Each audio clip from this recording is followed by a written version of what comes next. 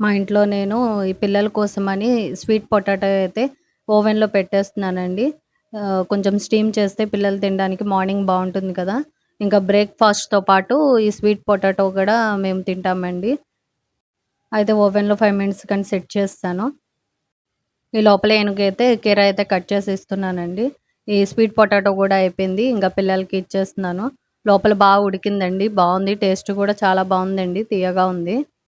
ఇంకా lunch box preparation కోసమని ఆహ్, కాలీఫ్లవర్ అయితే తీసుకున్నానండి. ఇది లాస్ట్ టైము కట్ చేసిన కాలీఫ్లవర్ అనమాట. అవి ఇంకా ముక్కలుంటే అవి గూడా కట్ చేసేసాను. ఇప్పుడైతే కాలీఫ్లవర్ ఒకటి తీసేసుకొని అవి గూడా కలిపేసి ఇంక కర్రీ చేసేద్దామని కట్ చేశాను. ఈయనైతే మార్నింగ్ వర్క్ చేసుకుంటున్నారు. ఇంకా బాక్స్‌లో పెట్టేసుకున్నానండి. ఆనపకాయ అయితే మా కోసమని ఇంకా కర్రీ చేసుకుందాం అనుకుంటున్నాను. ఇదైతే వంకాయ బజ్జీ చేద్దామని వంకాయలైతే ఫ్రై చేసేస్తున్నానండి. ఇంకో స్టవ్ మీద ఆనపకాయ కర్రీ గూడా చేసేస్తున్నాను. ఇంకా డైలీ 2, 3 కర్రీస్ అంటే కంపల్సరీ అండి మా ఇంట్లో.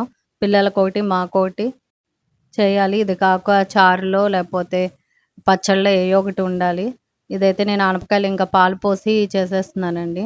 మార్నింగ్ ఎంత త్వరగా లేసినా ఏదో ఒక హడావిడైతే ఉంటుందండి. ఇంకా ఇది ఇంకైతే వంకాయ బజ్జీ కోసం మిక్సీలో పచ్చిమిరపకాయలు వేసి ఆడేశాను. నెక్స్ట్ వంకాయలు కూడా తీసుకొని మిక్సీలో వేసి పట్టేసానండి. ఇంకా చింతపండు పులుసు పిండేసి వేసేస్తే అయిపోతుందండి. దీంట్లో అయితే మేము ఆనియన్స్ వేసుకోలేదు. మీకిష్టమైతే ఆనియన్స్ కూడా వేసుకోవచ్చు. ఇంకా వంకాయ బజ్జీ అయితే ప్రిపరేషన్ అయితే అయిపోయిందండి. ఇంకేమైనా చిన్న వంకాయ ముక్కలేమైనా ఉంటే అది చేత్తో పిసికేస్తే బావుంటుందండి. ఇక్కడ గూడా ఆనపకాయ కర్రీ అయితే అయిపోయిందండి. ఇంకా పిల్లల కోసం లంచ్ బాక్స్ ప్రిపరేషన్ అయితే అయిపోయిందండి. Thank you.